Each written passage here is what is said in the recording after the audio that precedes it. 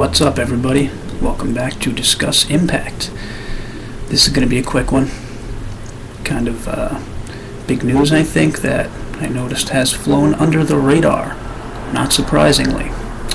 There was an article last week, Fightful.com, from Sean Ross Sapp. And I'll just read this part quickly. Overall, the famed Impact morale was said to be high. Yeah, that's right.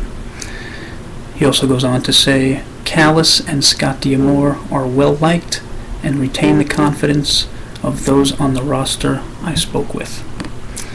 Now, that was part of a bigger story that had spoilers in it, so it's kind of understandable that most sites went with the spoiler part of the story, but I didn't see the morale part mentioned anywhere else.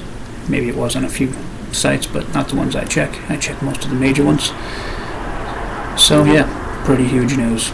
Morale is up. I haven't been checking this for too long, but after a exhaustive Google search of 3 minutes just now, I couldn't find anything about high morale other than that. But I'm sorry. There was something from last year, I believe, where supposedly TNA officials were telling wrestlers to tweet about high morale. That was the only time high morale came up. The rest was all low. And there's tons of those. I'm sure you all know about them. Most of them usually come with or after a financial issue story. And again, those have been put to bed. There was a Barrasso story.